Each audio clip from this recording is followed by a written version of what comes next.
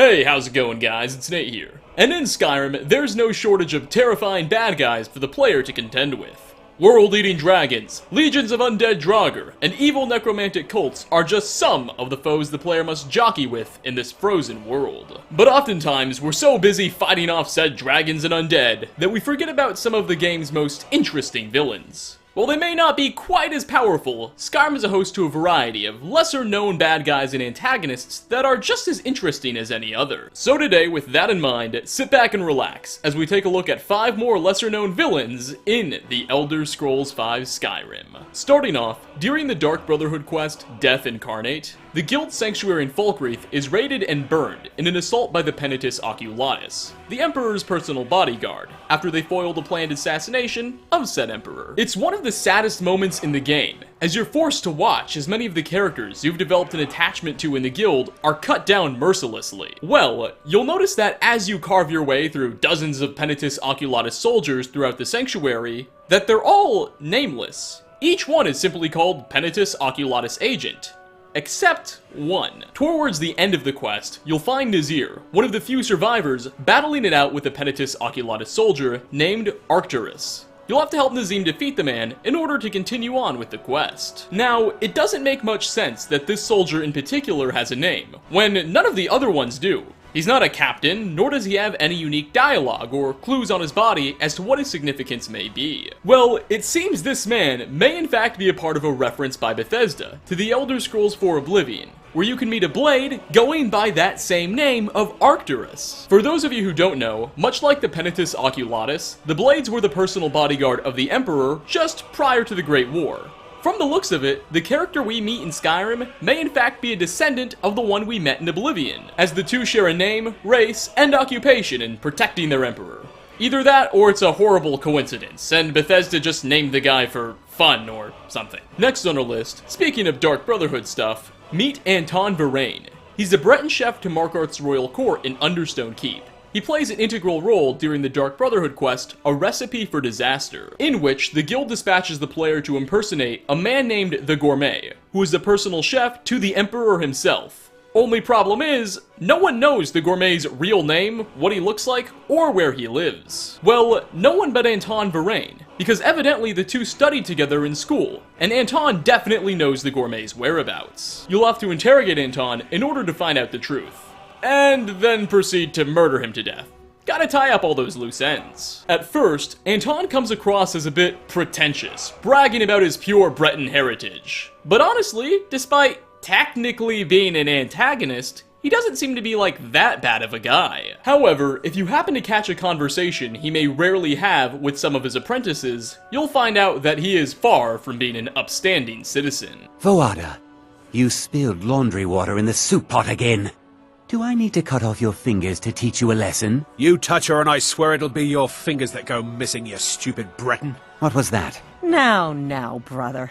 Arnois is just being his usual gloomy self. He didn't mean it, did ya, Arnois? You're just being silly again. Whatever. Just get back to work. Now. That's not very teacherly of him. Perhaps Anton had it coming. For a third spot, Dorian is a crewman aboard the Red Wave, a pirate that can be found at Solitude's docks. It's known to be smuggling a special type of alcoholic beverage from Morrowind called Balmora Blue, and it's the subject of a Thieves Guild quest. And as you might expect with a Thieves Guild quest, you gotta steal some. Additionally, a potential contract the player can receive from the Dark Brotherhood will have you assassinate the ship's captain. Suffice it to say, between property theft and murdering their leader, the Red Wave's crew won't always be your biggest fans, if you will, and chances are you'll have to do away with them in order to complete the 2 missions. However, Dorian, again one of the crew members, is a little bit different. He's got more on his mind than just piracy and plunder. In fact, he's got some unique dialogue that the player may hear, suggesting he's actually a little bit sophisticated. Forget wine, women, and wealth. Give me a calm sea and a good book, and I'm happy. I hear Adonato Leotelli's staying up in Windhell. I've read a few of his works.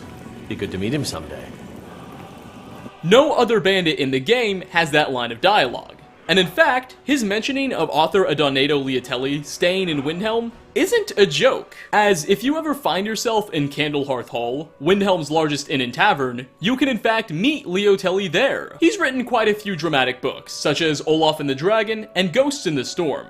And evidently, he seems to have quite a few fans all over the place. Coming in at number 4, we all know the Thalmor. An especially despicable organization of elves that spend all their time telling people what gods they can and can't worship, as well as secretly working to prolong Skyrim's civil war. They function mainly as secondary antagonists in Skyrim's main questline. Well, aside from all the Aldmeri agents you have to contend with throughout your playthrough of the game's storyline, there's a chance that if you're not so lucky, you may run into a specific agent that has nothing to do with any quests. Meet Agent Lorakalin. He's a Thalmor wizard, unaffiliated with the main questline, that can be encountered at an unmarked shrine of Talos, southeast of Summermist Cave in Whiterun.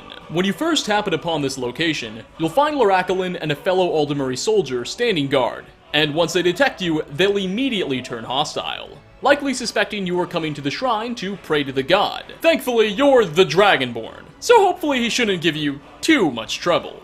On his body, Agent Lorakalin will carry a note from Thalmor emissary Elwyn, titled Lorakalin's Orders. It reads, quote, Agent Lorakalin, in recent weeks 2 prisoners have confessed to worshipping at a Talos shrine in the hills above White River Gorge. This cult must not be allowed to grow any further.